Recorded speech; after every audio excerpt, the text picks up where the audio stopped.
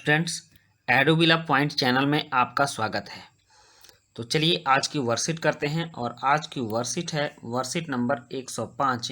ये worksheet mathematics की worksheet है जिसमें हम लोग क्लास 5 के मैथमेटिक्स को डिस्कस करेंगे। और इस वर्कशीट में हमें analysis data from table and bar graph देखना है। तो इस टेबल एंड बार ग्राफ में हम चर्चा करेंगे दिल्ली में वायु प्रदूषण की, कि दिल्ली में वायु प्रदूषण का स्तर क्या है और इसके हिसाब पर हम वर्कशीट में दिए गए प्रश्नों का उत्तर लिखेंगे। चलिए शुरू करते हैं। आज आप सभी ने आजकल समाचार में सुना ही होगा कि हमारे वातावरण में प्रदूषण की मात्रा बढ़ती जा रही है। प्रदूषण समझते हैं ना, जब वातावरण में कोई अवांछनीय पदार्थ मिल जाता है जिसकी हमें कोई आवश्यकता नहीं है और वह हमारे शरीर में पहुंचकर हमें हानि पहुंचाता है, तो उसको प्रदूषण कहते हैं। साइना ने एक दिन अखबार में दिए गए दिल्ली के कई इलाकों के वायु प्रदूषण सूचकांक, मतलब एयर क्वालिटी इंडेक्स इसको बोलते हैं और शॉर्ट में उसको AQI भी बोलते हैं। तो एयर क्वालिटी इंडेक्स की सूची देखी जिसे AQI भी कहते हैं। तो चलिए हम लोग भी AQI मतलब की सूची देखते हैं कि दिल्ली में किस जगह का AQI क्या है। जैसे पूसा, यहाँ इलाका दिया हुआ है इसमें, और इसमें सूचकांक में आए अंकों की मात्रा दी गई है। तो पूसा में प्रदूषण की मात्रा क्या है? 309। दिल्ली विश्वविद्यालय में 329, लोधी रोड में 339 और आया नगर में 228 और चांदनी चौक में 366। तो इस तरह से आपने देखा कि पूरी दिल्ली में प्रदूषण की मात्रा क्या है। अब हम इसको बार चार्ट के माध्यम से भी देखेंगे। अखबार में इस जानकारी को बार चार्ट के माध्यम से दिखाया हुआ था।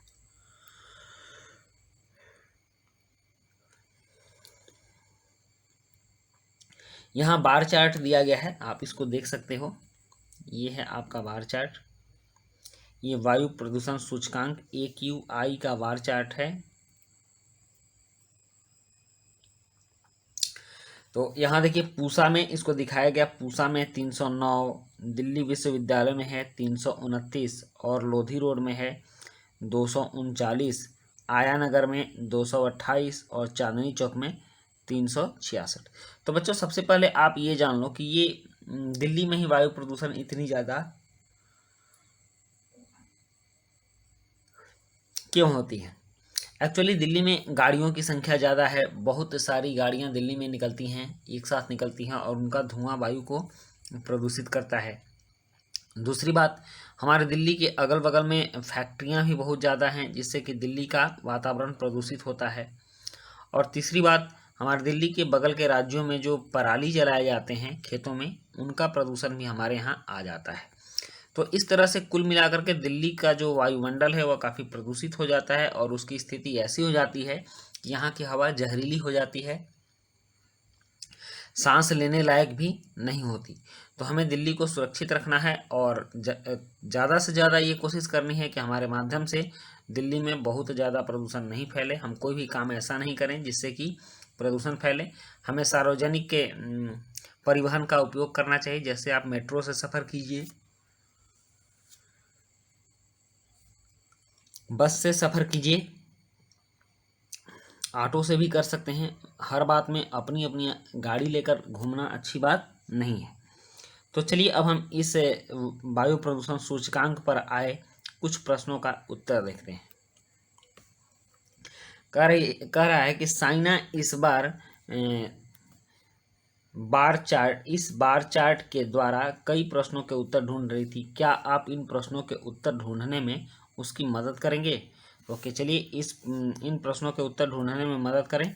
और पहला प्रश्न है यहाँ कि दिल्ली के कौन से इलाके में वायु प्रदूषण सबसे कम है? तो आप बार चार्ट को पहले देख लीजिए। बार चार्ट में सबसे कम किसका वायु प्रदूषण है?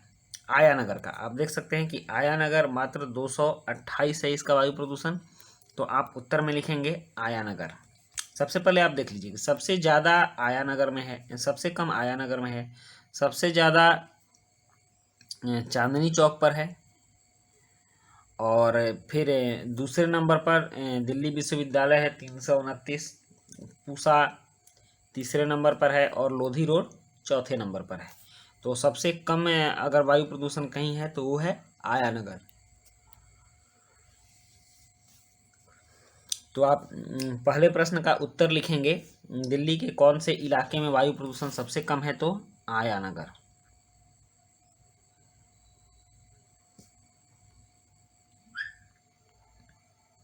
आया नगर, ये पहले प्रश्न का उत्तर हो गया। और अब है दिल्ली के कौन से इलाके में वायु प्रदूषण सबसे अधिक है, तो आपने देखा है चांदनी चौक। दूसरे प्रश्न का उत्तर होगा चांदनी चौक।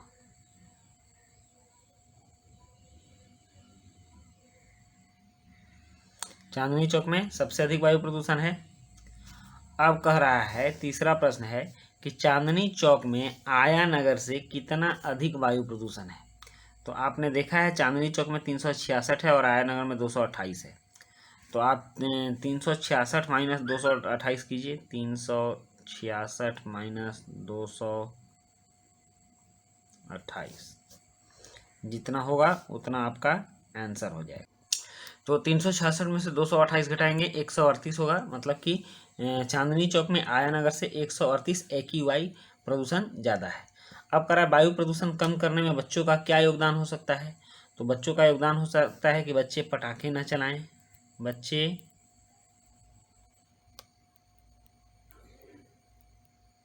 पटाखे न जलाएं। अगर बच्चे पटाखे नहीं जलाएंगे तो वायु प्रदूषण कम होगा। तो इस तरह से बच्चे वायु प्रदूषण कम करने में योगदान दे सकते हैं। तो अब देखते हैं, यहाँ पर आपके लिए कुछ और विशेष बात दी गई है, और यह विशेष बात है कि आज है 10 नवंबर और 10 नवंबर को हम लोग मनाते हैं विश्व विज्ञान दिवस, शांति और विकास के लिए। तो यहाँ है dear children, do you know, क्या आप जानते हो कि आज वर्ल्ड साइंस डे है। The World Science Day for Peace and Development is celebrated worldwide on the 10th of November every year. प्रत्येक साल वर्ल्ड साइंस डे पीस और डेवलपमेंट के लिए 10 नवंबर को मनाया जाता है। World science day was proclaimed by the United Nations Educational, Scientific and Cultural Organization UNESCO in 2001। कह रहा है कि इसकी घोषणा यूनेस्को द्वारा 2001 में की गई and was celebrated for the first time in 2002, और पहली बार यह मनाया गया 2002 में। और आज की थीम है, मतलब इस साल 2020 का जो थीम है वो है science for and with society in dealing with the global covid pandemic. मतलब कि इस बार जो ग्लोबल कोविड-19 की वजह से